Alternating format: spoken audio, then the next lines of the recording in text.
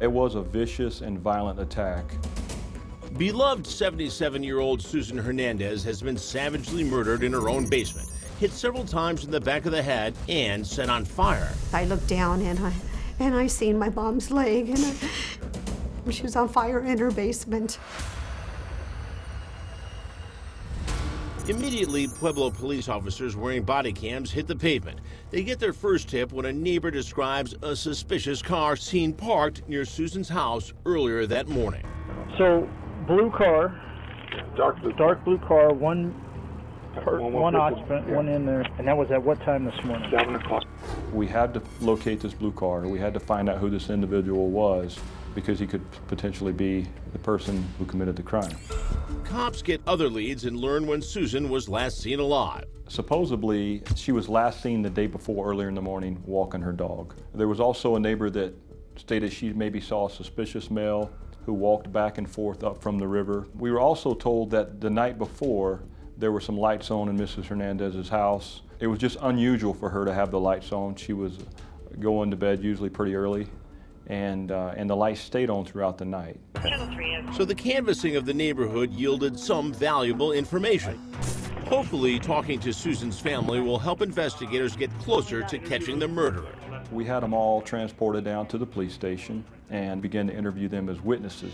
Susan's daughters are at the Pueblo Police Department. Katrina, the one who found her mom, Brenda, and Vanessa. She's the daughter who lives across the street from her mom. Also at the station are Vanessa's sons, Susan's grandsons, Devin and Anthony, and their cousin Sebastian. We were just trying to find out why Miss Hernandez was killed. She had no enemies. Everyone loved her, and so it was kind of confusing to us why somebody would want to do that. Then a theory starts to take shape. We were told that Mrs. Hernandez had a cash box that had potentially a large amount of cash in there. The first time we were searching that house, we did not locate that cash box. So at this point in time, it was appeared that it could have been a possible burglary. The distraught family members are all brought to different interview rooms. I was assigned to interview Anthony Sena, which is Susan's grandson. Remember, he's the one who was supposed to redo her roof. She'd been stressed out about it, causing her to have some sleepless nights. While waiting for Detective Purvis, Anthony notices the cameras and switches seats. He then receives a call. Hello? She was killed, dude. Yeah. My auntie said she found her. She was on fire in the basement. She had all that money too. I wonder if she tried talking to somebody else to do the roof, or, like, I don't know. Why? I don't see why, you know what I mean? Then he makes a call. Hey, what's up? No, I'm just kicking it. Sitting here, waiting. It sucks, bro. I don't know what the I even think of doing something like that to her. Minutes later, Detective Purvis comes in to start the interview. How you doing, man? Have a seat right here. Well, first off, man, I just want to say I'm very sorry for the loss. It's crazy, dude. She was nice to everybody. Oh, she did. She loved everybody. All right, well, I'll tell you what, man. Let's just go back and I guess start from when's the last time you saw your grandma? Last time I seen her, what was it? Monday. I think it was Monday because I was gonna get the roofing material on Tuesday. So Monday I stopped by, talked to her for a few minutes. So Monday, today's Wednesday. Okay, so then basically Monday you saw her. Then what happened? Nothing. We talked and argued for a little bit. Was it. I left and everything was good. So Anthony saw and talked to her on Monday. He then tells Detective Purvis he went to his grandmother's again on Tuesday. But on Tuesday, she didn't answer the door or any of his calls that whole day. But back to the roofing job, a job he was going to do with his brothers Bruce and Devin and cousin Sebastian. Anthony says his grandmother had written him 2 checks, one for the materials and one for the labor. How much was the total job going to cost? The total job's gonna be 76 something. Pardon me for all the questions, man. Oh, I don't have to ask hey, a this is million. your job. This is your job. You know what? And if I could help you find whoever do this, I'm gonna. Have you purchased the materials? Yeah, materials already purchased. Where'd you purchase the materials from?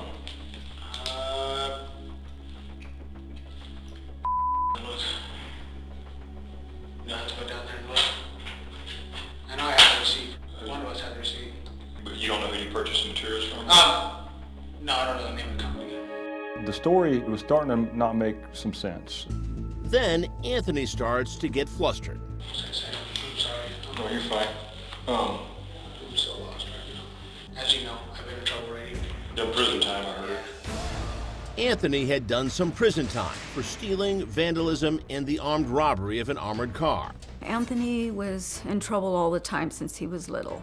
You know, I believe he was on an ankle bracelet since he was like 11, and he was proud of it. The interview then takes a more serious turn. Did you have anything to do with this? Hell no. Because I have to ask that. Yeah, you know, that's right. yeah. I mean, because I mean, think about it. We just go off the common sense thing. I mean, your grandma's never had any issues with anyone.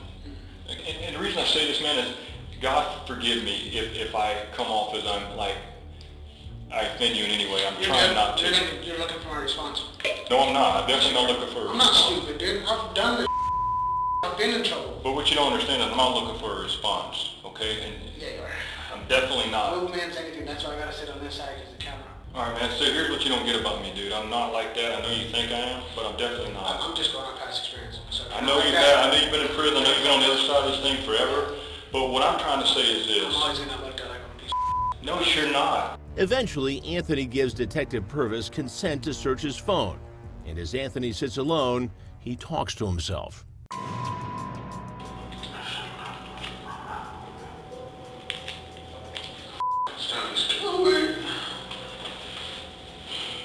Looks at the cameras and even throws up. When Purvis returns, he has one more very pointed question. Were you over at your grandma's this morning? At all, any time before you got here? No. I tried to go by my mom's. She wasn't there. What time was that? Probably 6:45, 6:50. In the morning? This morning? Possibly. I just passed by. She wasn't home. Remember, his mom Vanessa lives right across the street from his grandmother. So does that place him at least near the scene of the crime? Anything else that you can tell me that would help? All right. Okay, sounds good, buddy.